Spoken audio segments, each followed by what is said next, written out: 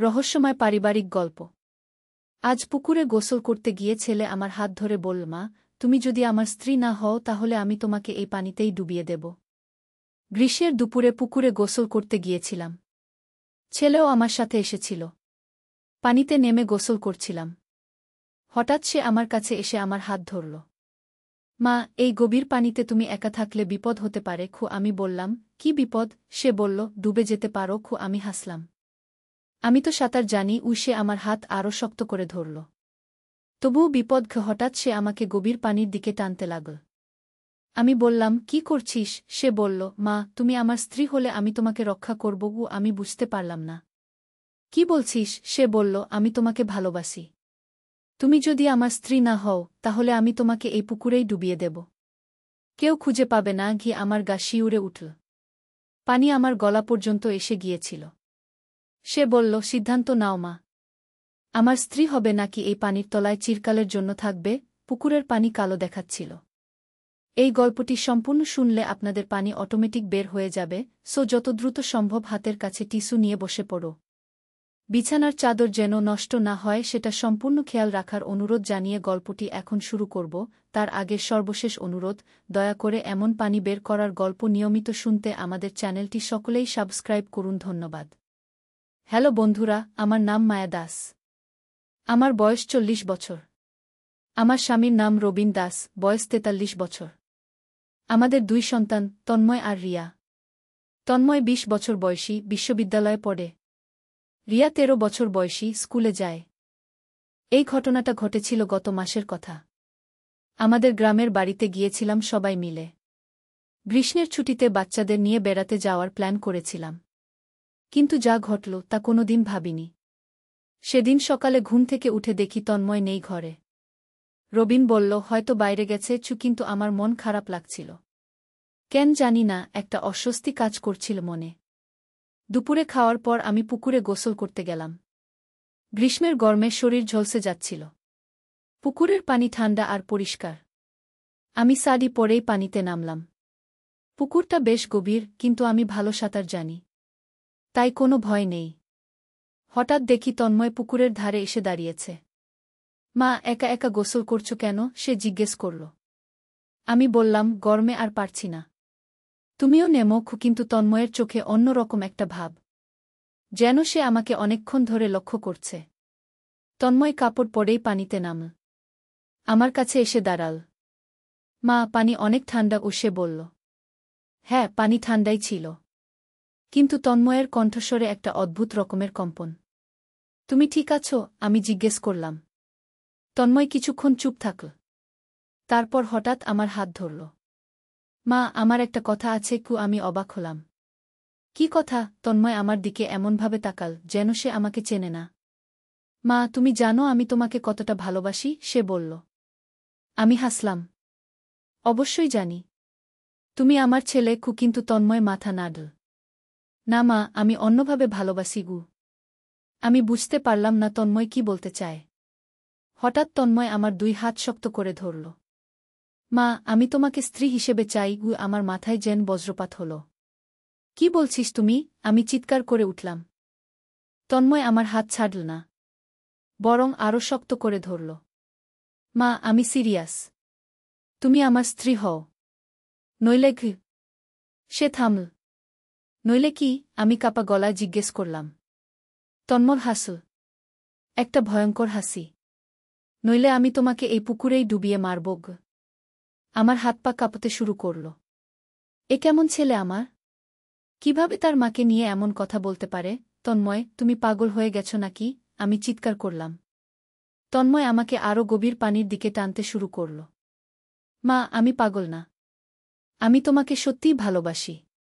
তুমি এত সুন্দর, এত আকর্ষণীয়। বাবা তোমার যোগ্য না। আমি চেষ্টা করলাম তার হাত ছাড়াতে, কিন্তু তন্ময় খুবই শক্তিশালী।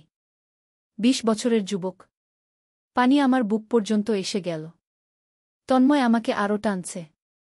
ছাড় আমাকে, আমি চিৎকার করলাম। কিন্তু আশেপাশে কেউ নেই। সবাই দুপুরের খাওয়া দাওয়া সেরে ঘুমাচ্ছে। মা, চিৎকার করে লাভ নেই। কেউ শুনবে না। তন্ময় বলল।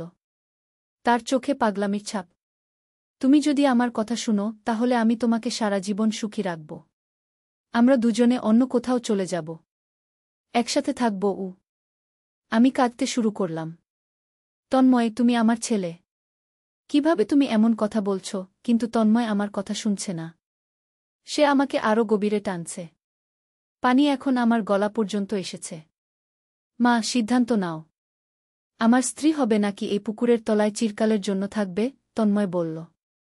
তার কণ্ঠে কোনো দয়া নেই, যেন সে সত্যিই আমাকে মেরে ফেলতে পারে।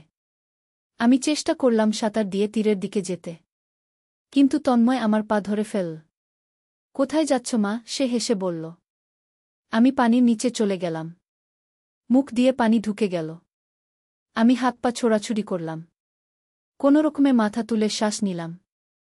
হেল্পো! আমি চিৎকার করলাম। কেউ আছো? বাঁচাও আমাকে! কিন্তু তন্ময় আমার মুখ চেপে ধরল। চুপ থাকো মা, কেউ আসবে না গি। হঠাৎ পুকুরের ধারে কোলাহল শুনতে পেলাম। কেউ আসছে। তন্ময় আমার হাত ছেড়ে দিল। আমি যত দ্রুত পারি তীরের দিকে সাঁতার দিলাম। পুকুরের ধারে দেখি রবিন আর রিয়া দৌড়ে আসছে। কি হয়েছে? এত চিৎকার কেন? রবিন জিজ্ঞেস করল। আমি কাঁদতে কাঁদতে তীরে উঠলাম। তন্ময়, তন্ময় আমাকে গু। কিন্তু কথাগুলো বলতে পারলাম না। তন্ময় পানি থেকে উঠে এল। সে স্বাভাবিক ভাব করে বলল, মার পা পিছলে গিয়েছিল। আমি বাঁচিয়েছি কি? রবিন তন্ময়ের কথা বিশ্বাস করল। তুমি সাবধান থাকো, সে আমাকে বলল। আমি তন্ময়ের দিকে তাকালাম। সে এমনভাবে হাসছে যেন কিছুই হয়নি। কিন্তু তার চোখে একটা হুমকি, যেন বলছে, কাউকে কিছু বলো না। সেদিন রাতে আমি ঘুমাতে পারিনি। তন্ময়ের কথাগুলো বারবার মনে আসছিল। সে কি সত্যিই আমাকে মেরে ফেলত? তার নিজের মাকে? পরের দিন সকালে তন্ময় আমার কাছে এল। মা, কাল যা হয়েছিল সেটা নিয়ে কাউকে কিছু বলবে না, সে বলল। আমি কিছু বলতে পারলাম না। ভয়ে জড়িয়ে গিয়েছিলাম। মা, আমি তোমার জবাবের অপেক্ষায় আছি কি? তন্ময় আবার বলল। কি জবাব? আমি কাঁপা গলায় জিজ্ঞেস করলাম। আমি যা প্রস্তাব দিয়েছিলাম আমার স্ত্রী হওয়ার ব্যাপারে। আমি চমকে উঠলাম। তন্ময়, তুমি কি বলছ? আমি তোমার মা।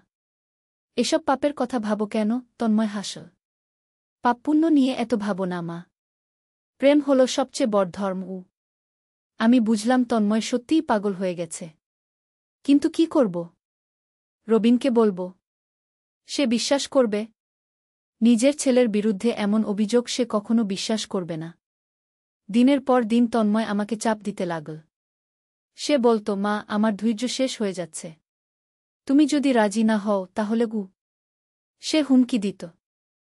একদিন রাতে সে আমার ঘরে এল। রবিন তখন অফিসের কাজে শহরে গেছে। রিয়া ঘুমাচ্ছে। মা, আজ আমার জবাব চাই, তন্ময় বলল। আমি ভয়ে কাঁপছিলাম।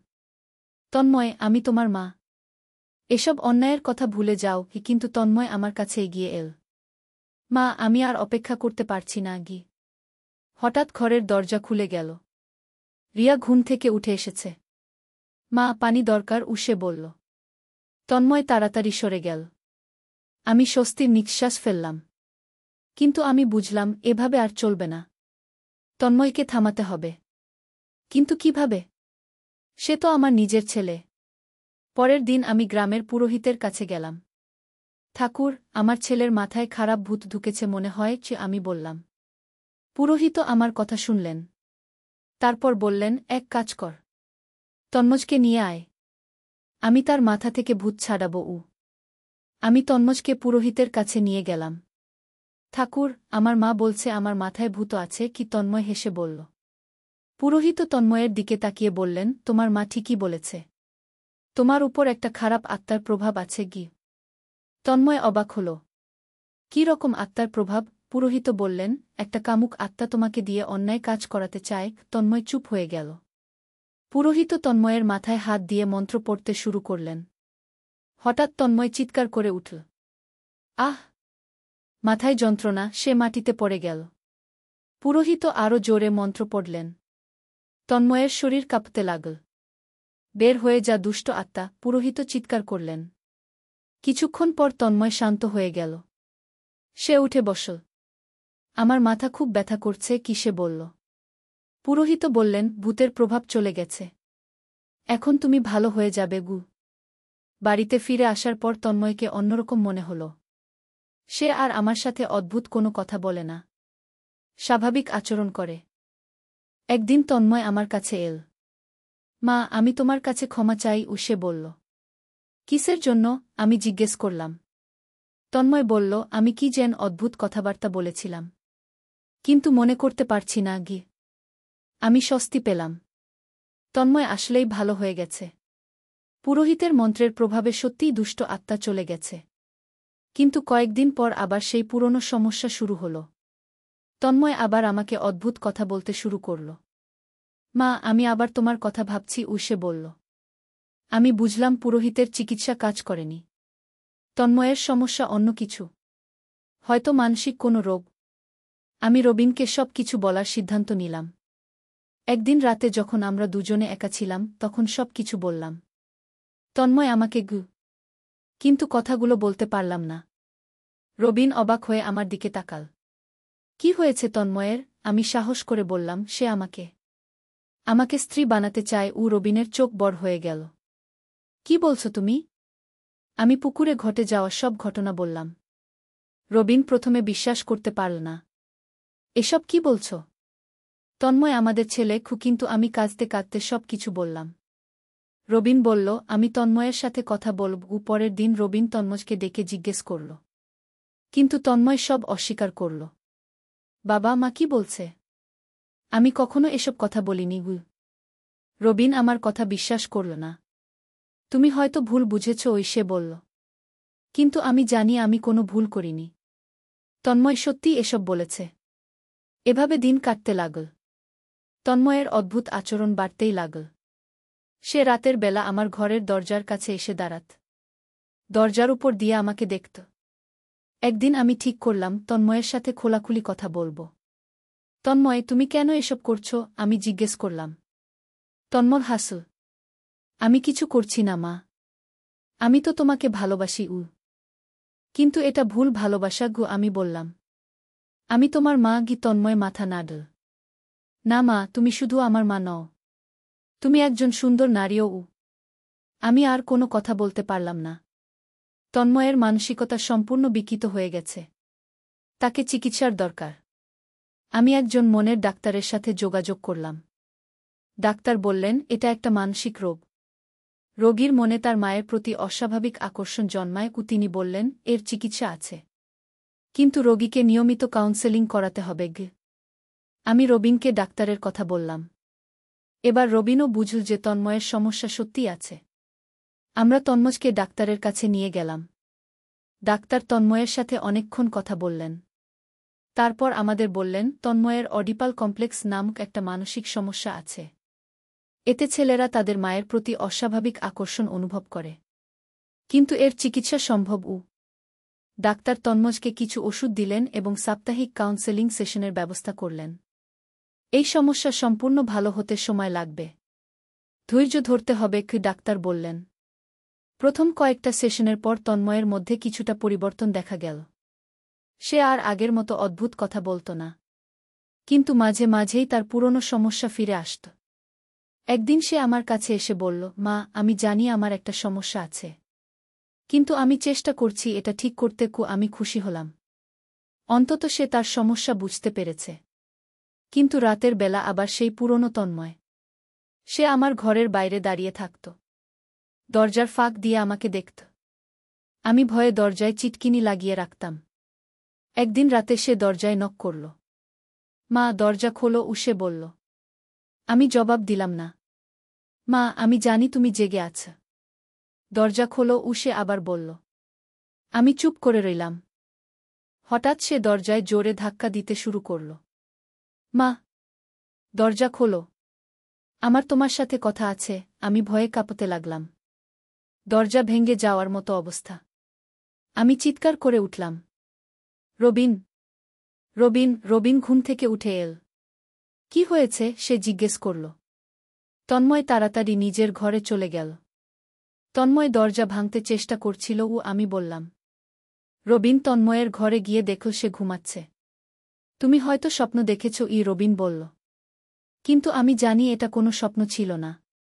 পরের দিন সকালে তন্ময় স্বাভাবিক ভাব করে আমার কাছে এল। মা, আমার ওষুধ দিয়ে দাও, সে বলল। আমি ওষুধ দিলাম। কিন্তু মনে মনে ভাবলাম এই ওষুধ আসলে কোনো কাজ করছে কিনা। কয়েকদিন পর আমি লক্ষ্য করলাম তন্ময় তার ওষুধ খাচ্ছে না। সে ওষুধগুলো লুকিয়ে রাখছে। আমি তাকে জিজ্ঞেস করলাম, তুমি ওষুধ খাও না কেন? সে বলল, ওষুধ খেলে আমার মাথা ঘোরে। আমি বুঝলাম তন্ময় ইচ্ছে করে ওষুধ খাচ্ছে না। সে চায় তার পুরনো অবস্থায় ফিরে যেতে। আমি ডাক্তারকে এ কথা বললাম। ডাক্তার বললেন, তাহলে তাকে জোর করে ওষুধ খাওয়াতে হবে। কিন্তু তন্ময় ২০ বছরের যুবক। তাকে জোর করে ওষুধ খাওয়ানো সম্ভব না। সে চাইলে বাড়ি ছেড়ে চলেও যেতে পারে। তখন তার কী অবস্থা হবে কে জানে। আমি অন্য পথ খোঁজার চেষ্টা করলাম। তন্ময়ের সাথে বন্ধুর মতো কথা বলার চেষ্টা করলাম। তন্ময়, তুমি কি কোনো মেয়ের সাথে পরিচয় করতে চাও? আমি জিজ্ঞেস করলাম। তন্ময় হেসে বলল, কেন মা? তোমাকে রেখে আর কোনো মেয়ের কি দরকার? আমার মাথা ঘুরে গেল। এই ছেলে কিছুতেই বুঝতে চাইছে না। একদিন আমি তন্ময়কে বললাম, তুমি যদি এভাবে চলতে থাকো তাহলে আমি এই বাড়ি ছেড়ে চলে যাব। তন্ময়ের মুখ গম্ভীর হয়ে গেল। তুমি কোথায় যাবে মা? সে জিজ্ঞেস করল। আমার মায়ের বাড়ি। কি? আমি বললাম। তন্ময় মাথা নাড়ল। তুমি কোথাও যেতে পারবে না। আমি তোমাকে খুঁজে বের করব। তার কথায় স্পষ্ট হুমকি। আমি বুঝলাম এভাবে আর চলবে না। কিছু একটা করতে হবে। আমি রবিনের সাথে পরামর্শ করলাম। তন্ময়কে কোনো হোস্টেলে থাকতে দিই কি? আমি বললাম। রবিন প্রথমে রাজি হল না। নিজের ছেলেকে বাড়ি থেকে বের করে দেব, সে বলল। কিন্তু আমি তাকে বুঝালাম যে এটা তন্ময়ের ভালোর জন্যই দরকার। সে বাড়িতে থাকলে তার সমস্যা আরও বাড়বে। অবশেষে রবিন রাজি হল। আমরা তন্ময়কে বললাম যে তার বিশ্ববিদ্যালয়ের কাছে একটা হোস্টেলে থাকতে। এতে তোমার পড়াশোনায় সুবিধা হবে। কি? রবিন বলল। তন্ময় প্রথমে রাজি হল না।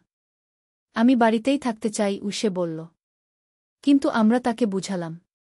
শেষ পর্যন্ত সে রাজি হল। তন্ময় হোস্টেলে চলে যাওয়ার পর আমি কিছুটা স্বস্তি পেলাম। অন্তত বাড়িতে আর সেই ভয়ঙ্কর পরিস্থিতির মুখে পড়তে হচ্ছে না। কিন্তু সপ্তাহান্তে তন্ময় বাড়িতে আসত। আর তখনই আবার সেই পুরনো সমস্যা। সে আমার সাথে আগের মতোই কথা বলত। মা, আমি তোমাকে মিস করেছি, সে বলত। তার চোখে সেই পুরনো দৃষ্টি। একদিন সে বলল, মা, আমি হোস্টেল ছেড়ে বাড়িতে ফিরে আসতে চাই। আমি বললাম, কেন? হোস্টেলে কি কোনো সমস্যা? সে বলল, তোমার জন্য আমার মন খারাপ থাকে। আমি রবিনের সাথে কথা বললাম। আমরা ঠিক করলাম যে তন্ময়কে আরও দূরের কোনো শহরে পাঠিয়ে দেব। অন্য কোনো বিশ্ববিদ্যালয়ে ভর্তি করিয়ে দিই, রবিন বলল। কিন্তু তন্ময় এতে রাজি হল না। আমি এখানেই থাকতে চাই, সে বলল। আমরা তাকে বোঝাতে চেষ্টা করলাম, কিন্তু সে কিছুতেই রাজি হল না। একদিন তন্ময় আমার কাছে এসে বলল, মা, আমি আর অপেক্ষা করতে পারছি না। তুমি যদি আমার কথা না শুনো তাহলে আমি খারাপ কিছু করে ফেলব। তার কথায় ভয়ঙ্কর হুমকি।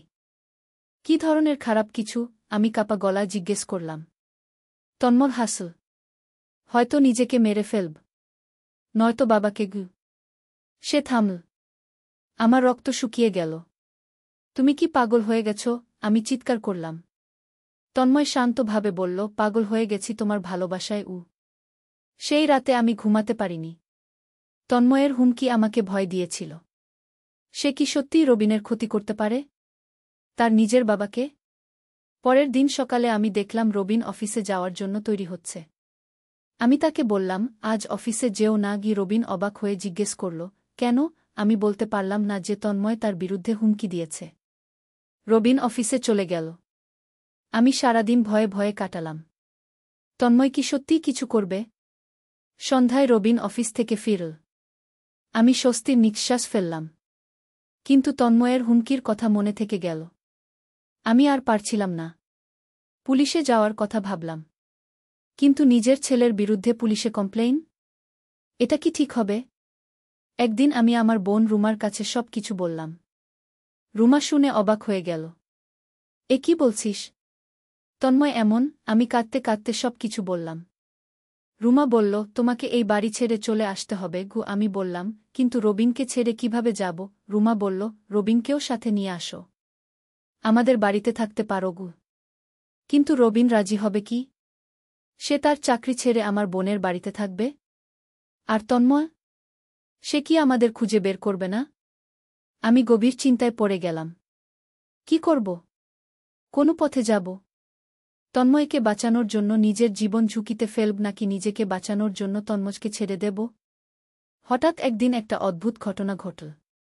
তন্ময় বাড়িতে এসে আমাকে বলল, মা, আমার একটা গার্লফ্রেন্ড হয়েছে। আমি অবাক হয়ে গেলাম। সত্যি? তন্ময় হাসল। হ্যাঁ মা। তার নাম প্রিয়া।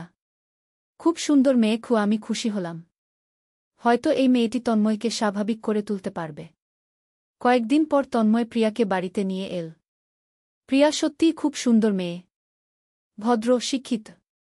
তন্ময়ের সাথে তার ব্যবহার দেখেও ভালো লাগল। আমি মনে মনে আশা করলাম যে হয়তো প্রিয়ার কারণে তন্ময়ের মানসিক সমস্যা ভালো হয়ে যাবে। সে আর আমাকে নিয়ে অদ্ভুত কথা বলবে না। কিন্তু আমার আশা ভুল প্রমাণিত হল। একদিন রাতে তন্ময় আমার কাছে এসে বলল, মা, প্রিয়াকে দেখে আমার তোমার কথা মনে পড়ে। আমি অবাক হলাম। কেন? তন্ময় বলল, প্রিয়া তোমার মতোই সুন্দর। কিন্তু তুমি আরও সুন্দর। আমার মাথায় বাজ পড়ল। এই ছেলে আবার সেই পুরনো কথা শুরু করেছে। তন্ময়, তুমি প্রিয়াকে নিয়ে ভাবো, আমাকে নিয়ে নয়। আমি বললাম। তন্ময় হেসে বলল, মা, আমি প্রিয়াকে ভালোবাসি। কিন্তু তোমাকে ভালোবাসি অন্যভাবে। আমি বুঝলাম প্রিয়ার আগমনেও তন্ময়ের কোনো পরিবর্তন হয়নি। সে এখনও আগের মতোই পাগল।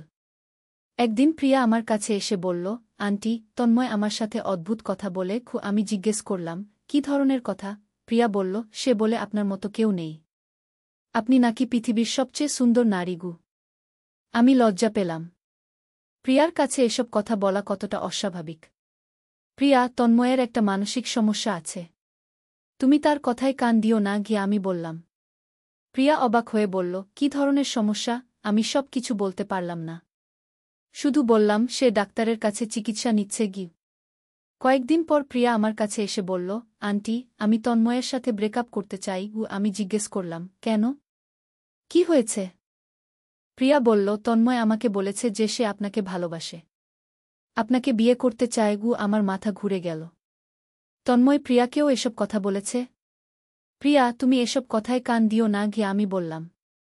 কিন্তু প্রিয়া বলল, আন্টি, আমি আর পারছি না। এমন ছেলের সাথে সম্পর্ক রাখতে পারব না। প্রিয়া তন্ময়কে ছেড়ে চলে গেল। তন্ময় খুব রেগে গেল। সব তোমার দোষ মা। সে আমাকে বলল। তুমি প্রিয়াকে আমার বিরুদ্ধে বলেছ। আমি বললাম, আমি কিছু বলিনি। তুমিই তো তাকে অদ্ভুত কথা বলেছ। তন্ময় চিৎকার করে বলল, আমি যা বলেছি সব সত্যি। আমি তোমাকেই ভালোবাসি। সেই রাতে তন্ময় আমার ঘরে ঢোকার চেষ্টা করল। কিন্তু আমি দরজায় শক্ত করে চিটকিনি লাগিয়ে রেখেছিলাম। সে দরজায় ধাক্কা দিতে লাগল। মা, দরজা খোলো। আমার সাথে কথা বলো। আমি ভয়ে কাঁপছিলাম। রবিন গভীর ঘুমে। রিয়াও ঘুমাচ্ছে। শুধু আমি জেগে আছি এই ভয়ঙ্কর পরিস্থিতির মধ্যে। তন্ময় প্রায় 1 ঘণ্টা দরজায় ধাক্কা দিল। তারপর ক্লান্ত হয়ে চলে গেল। আমি সারারাত জেগে রইলাম। পরের দিন সকালে আমি রবিনকে রাতের ঘটনা বললাম। রবিন তন্ময়কে ডেকে বকাঝকা করল। তুমি মায়ের ঘুমের ব্যাঘাত করো কেন? রবিন বলল। তন্ময় বলল, আমি মায়ের সাথে শুধু কথা বলতে চেয়েছিলাম। রবিন বলল, রাতের বেলা? এমন সময়ে কি কথা? তন্ময় চুপ হয়ে গেল। আমি বুঝলাম যে এভাবে আর চলবে না। তন্ময়কে কঠোর চিকিৎসার দরকার। হয়তো হাসপাতালে ভর্তি করতে হবে। আমি ডাক্তারের সাথে কথা বললাম। ডাক্তার বললেন, রোগীর অবস্থা গুরুতর হয়ে গেছে। তাকে মানসিক হাসপাতালে ভর্তি করানো দরকার। কিন্তু তন্ময়কে জোর করে হাসপাতালে নেওয়া যাবে? সে তো রাজি হবে না। আর আদালতের অনুমতি ছাড়া কাউকে জোর করে মানসিক হাসপাতালে ভর্তি করানো যায় না। ডাক্তার বললেন, আপনাদের আদালতে মামলা করতে হবে। প্রমাণ করতে হবে যে রোগী নিজের এবং অন্যদের জন্য ক্ষতিকর। কিন্তু নিজের ছেলের বিরুদ্ধে আদালতে মামলা? এটা কি সম্ভব? আমি কি করব? হঠাৎ একদিন একটা অপ্রত্যাশিত ঘটনা ঘটল। তন্ময় আমার কাছে এসে বলল, মা, আমি ভুল বুঝেছিলাম। আমি অবাক হয়ে গেলাম। কি ভুল বুঝেছিলে? তন্ময় বলল, আমি আসলে তোমাকে ভালোবাসি না। আমি কনফিউজড ছিলাম। আমি বিশ্বাস করতে পারলাম না। এত সহজে তন্ময়ের মন পরিবর্তন হয়ে গেল। তাহলে আগে যা যা বলেছিলে? আমি জিজ্ঞেস করলাম। তন্ময় বলল, আমার মাথা ঠিক ছিল না। কিন্তু এখন বুঝতে পারছি যে এসব ভুল ছিল। আমি খুশি হলাম। কিন্তু একই সাথে সন্দেহ হল। তন্ময় কি সত্যিই ভালো হয়ে গেছে নাকি এটা কোনো কৌশল? কয়েকদিন তন্ময়ের আচরণ লক্ষ্য করলাম। সে সত্যিই স্বাভাবিক আচরণ করছে। আমার সাথে মাছেলের মতো কথা বলছে।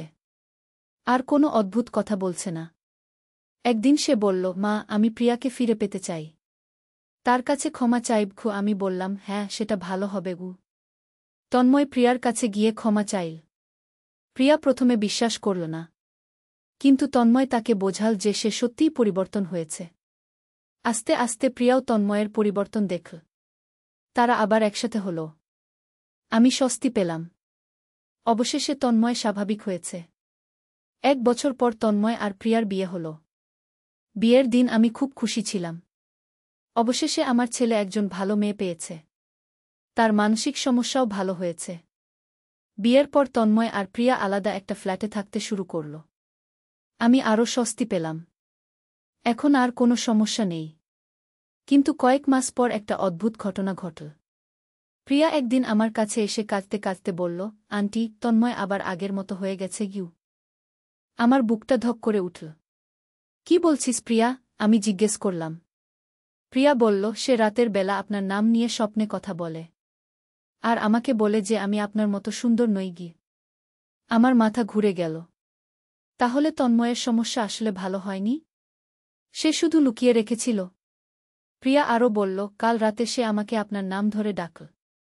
বলল, মায়া, আমি তোমাকে ভালোবাসি। আমি শুনে অজ্ঞান হয়ে যাওয়ার মতো অবস্থা হল। প্রিয়া, তুমি এখানেই থাকো। তন্ময়ের কাছে ফিরে যেও না গিয়ে আমি বললাম। প্রিয়া বলল, কিন্তু আন্টি, আমি তো তার স্ত্রী। কিভাবে ছেড়ে যাব? আমি প্রিয়াকে সব কিছু বললাম। তন্ময়ের আসল সমস্যার কথা। প্রিয়া শুনে ভয় পেয়ে গেল। আন্টি, এখন আমি কি করব? আমি বললাম, তুমি তোমার বাবা মায়ের কাছে চলে যাও। তন্ময়ের সাথে আর থাকতে পারবে না গি। প্রিয়া কাঁদতে কাঁদতে বলল, কিন্তু সবাই কি বলবে? সবাই যা বলার বলবে। কিন্তু তোমার জীবনের চেয়ে বড় কিছু নেই গি। আমি বললাম। প্রিয়া তার বাবা মায়ের কাছে চলে গেল। তন্ময় রেগে গেল। সে আমার কাছে এসে চিৎকার করে বলল, তুমি আবার প্রিয়াকে আমার বিরুদ্ধে বলেছ। আমি বললাম, আমি সত্যি কথাই বলেছি। তুমি ভালো হয়নি। তুমি এখনো অসুস্থ। তন্ময় হেসে বলল, আমি অসুস্থ না মা। আমি তোমাকে ভালোবাসি। এটাই সত্যি গি। আমি আর কিছু বলতে পারলাম না। তন্ময় আবার আগের মতো হয়ে গেছে। হয়তো সে কখনোই ভালো হয়নি। শুধু ভান করেছিল। সেই রাত থেকে আবার আগের মতো সমস্যা শুরু হল। তন্ময় আমার ঘরে আসার চেষ্টা করত। আমাকে অদ্ভুত কথা বলত। আমি আবার ভয়ে ভয়ে দিন কাটাতে লাগলাম। একদিন সে বলল, মা, প্রিয়া চলে গেছে। এখন তুমিই আমার সব গু। আমি বললাম, তন্ময়, তুমি অন্য কোনো মেয়ের কথা ভাবো। তন্ময় মাথা নাড়ল। আমার আর কোনো মেয়ে লাগবে না। তুমিই আছো গু। আমি রবিনের সাথে কথা বললাম। তন্ময়কে এখনই মানসিক হাসপাতালে নিয়ে যেতে হবে গু। আমি বললাম। রবিন এবার আর আপত্তি করল না। সেও বুঝেছে যে তন্ময়ের সমস্যা গুরুতর। কিন্তু তন্ময় হাসপাতালে যেতে রাজি হল না। আমি পাগল না গি, সে বলল। আমাকে কেউ হাসপাতালে নিতে পারবে না গি। আমরা পুলিশের সাহায্য নিলাম। পুলিশ এসে তন্ময়কে ধরে নিয়ে গেল। তন্ময় চিৎকার করে বলল, মা, তুমি আমার সাথে বিশ্বাসঘাতকতা করলে। তন্ময়কে হাসপাতালে ভর্তি করানোর পর আমি কিছুটা স্বস্তি পেলাম। অন্তত এখন আর ভয়ে থাকতে হচ্ছে না। ডাক্তার বললেন, তন্ময়ের সমস্যা খুবই গভীর।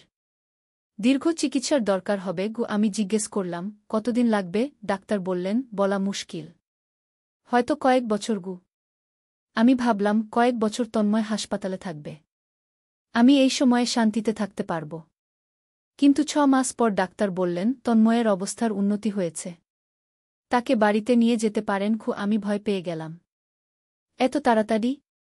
ডাক্তার বললেন, সে এখন নিয়মিত ওষুধ খাচ্ছে। আর কোনো অস্বাভাবিক আচরণ করছে না কিন্তু আমার মন বলছিল যে তন্ময় আবার ভান করছে। তবুও আমরা তন্ময়কে বাড়িতে নিয়ে এলাম। প্রথম কয়েকদিন সে ভালোই ছিল। স্বাভাবিক আচরণ করত। নিয়মিত ওষুধ খেত। কিন্তু একদিন রাতে আমি দেখলাম সে তার ওষুধ ফেলে দিচ্ছে। আমি বুঝে গেলাম যে সে আবার ওষুধ খাওয়া বন্ধ করে দিয়েছে। পরের দিন থেকেই তার আচরণে পরিবর্তন দেখা গেল। সে আবার আগের মতো আমাকে অদ্ভুত কথা বলতে শুরু করল। মা, হাসপাতালে থাকতে থাকতে আমি বুঝেছি যে আমি সত্যিই তোমাকে ভালোবাসি, সে বলল। আমার মনে হলো আকাশ ভেঙে পড়ল। আমি আর পারলাম না। সেই রাতেই আমি রবিনকে বললাম, আমি এই বাড়ি ছেড়ে চলে যাব। রবিন বলল, কোথায় যাবে? আমি বললাম, আমার বোনের কাছে। রবিন বলল, আমিও সাথে যাব। আমি খুশি হলাম। অন্তত রবিন আমাকে একা ছেড়ে দেবে না। আমরা পরের দিন সকালে বাড়ি থেকে বেরিয়ে গেলাম।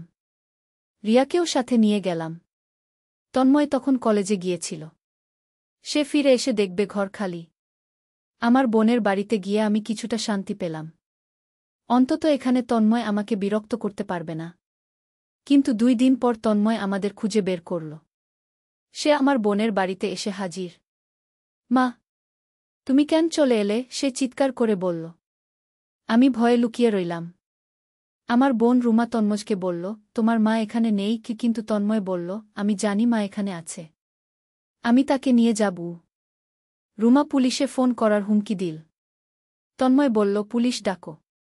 আমি আমার মাকে নিয়ে যাব কি? তার কথায় এমন এক গুয়েমি যে মনে হচ্ছিল সে সত্যিই কিছু করে ফেলবে। রুমা পুলিশে ফোন করল। পুলিশ এসে তন্ময়কে বুঝিয়ে নিয়ে গেল। কিন্তু আমি জানি সে আবার আসবে। সত্যিই পরের দিন তন্ময় আবার এল। এবার সে আরও রেগে গিয়েছিল। মা, তুমি আমার সাথে লুকোচুরি খেলছ কেন? সে চিৎকার করল। আমি আর লুকিয়ে থাকতে পারলাম না। বেরিয়ে এসে বললাম, তন্ময়, তুমি বাড়ি যাও।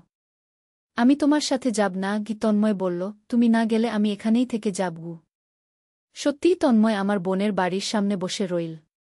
সে বলল যে আমি না গেলে সে খাবে না, ঘুমাবে না। আমার বোনের পরিবার অস্বস্তিতে পড়ে গেল। তন্ময়ের কারণে তাদের স্বাভাবিক জীবন ব্যাহত হচ্ছে। শেষ পর্যন্ত আমি তন্ময়ের সাথে একটা চুক্তি করলাম। তুমি যদি নিয়মিত ডাক্তারের কাছে যাও এবং ওষুধ খাও, তাহলে আমি বাড়িতে ফিরব। আমি বললাম। তন্ময় রাজি হয়ে গেল। আমরা বাড়িতে ফিরে এলাম। কিন্তু আমি জানি এটা কোনো স্থায়ী সমাধান নয়। তন্ময় যে কোনো সময় আবার তার পুরনো অবস্থায় ফিরে যেতে পারে। এখন আমি প্রতিদিন ভয়ে ভয়ে থাকি। জানি না কখন তন্ময় আবার তার পুরনো আচরণ শুরু করবে। কখন আবার আমার জীবন দুর্বিষহ হয়ে উঠবে। কিন্তু আমি হাল ছাড়ব না। আমি চেষ্টা করব তন্ময়কে সুস্থ করে তুলতে। সে আমার ছেলে। তাকে ছেড়ে দিতে পারব না। হয়তো একদিন সে সম্পূর্ণ ভালো হয়ে যাবে। হয়তো সে একজন স্বাভাবিক মানুষ হিসেবে জীবনযাপন করতে পারবে। আমি সেই দিনের অপেক্ষায় আছি। কিন্তু যতদিন পর্যন্ত সে ভালো না হচ্ছে, ততদিন আমার এই সংগ্রাম চলতে থাকবে। আমার নিজের ছেলের সাথেই যুদ্ধ করতে হবে। কি নিষ্ঠুর পরিহাস! তবুও আমি আশা রাখি। মা হিসেবে আমার দায়িত্ব আছে। তন্ময়কে বাঁচাতে হবে।